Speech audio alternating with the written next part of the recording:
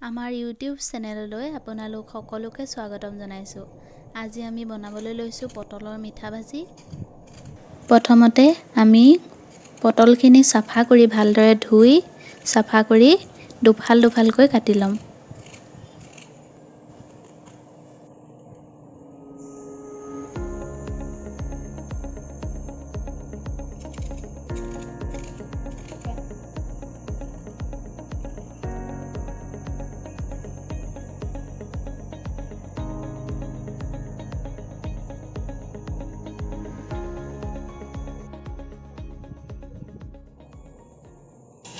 এতিয়া আমি ভালদৰে পটলখিনি দুফাল দুফালকৈ কাটি ল'লোঁ।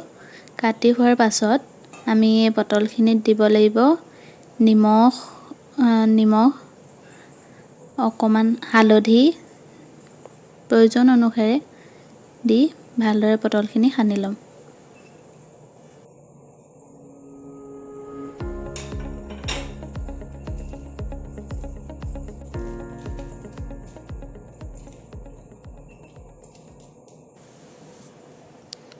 এতিয়া আমাক পটলৰ মিঠা ভাজিৰ বাবে প্ৰয়োজন হ'ব গাখীৰ। সেয়ে আমি গৰম পানী লৈ গৰম পানীত গাখীৰ ডাঠকৈ গুলি ল'ম।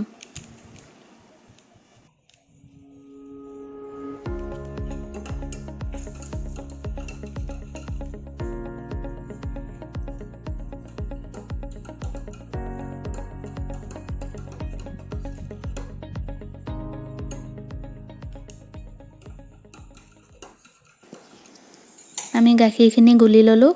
এতিয়া আমি তেল গৰম কৰি তাত পটলখিনি ভালদৰে ভাজি ল'ম।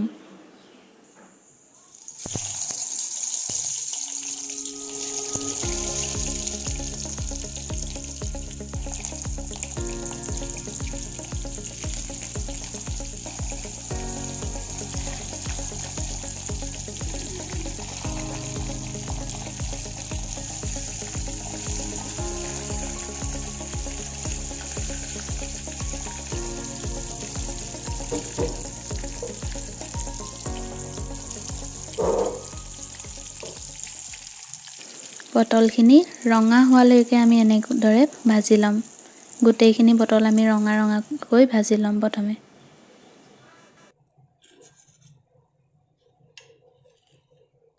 আমাৰ পটলখিনি ভজা হৈ গৈছে।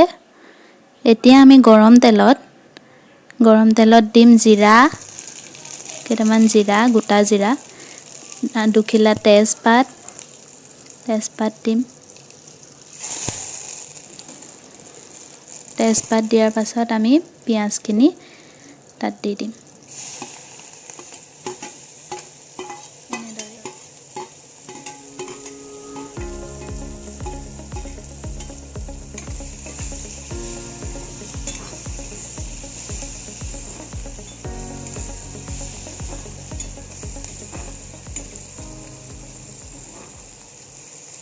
পিঁয়াজখিনি আমি এতিয়া ৰঙা হোৱালৈকে ভাজিম।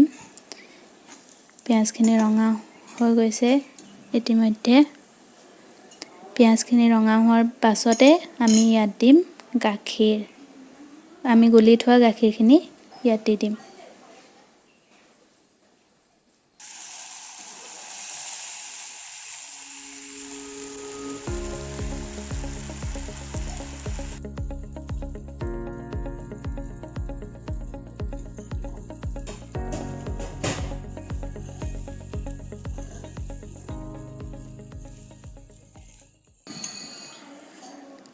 গাখীৰত অলপ উতল অহাৰ পাছতে আমি পটলখিনি তাত দি দিম। পটলখিনি দি ডাঠ হোৱালৈকে আমি অপেক্ষা কৰিম।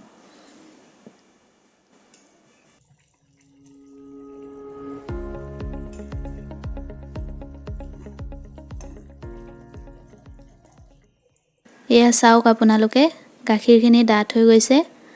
ঠাণ্ডা হোৱাৰ লগে লগে গাখীৰখিনি ডাঠ হৈ যাব। গেছটো আমি অফ কৰি দিলোঁ। আমাৰ ৰেচিপিটো প্ৰস্তুত হৈ উঠিলে। এতিয়া আমি ইয়াত কেইটামান বাদাম দি দিম। ওপৰত কেইটামান বাদাম দি দিম। ৰেচিপিটো দেখাত যিমান সুন্দৰ হৈছে, খাবলৈ সিমানেই সুস্বাদু। আপোনালোকে ঘৰত এবাৰ খাই চাবচোন। খাই কেনে পালে কমেণ্টত জনাব।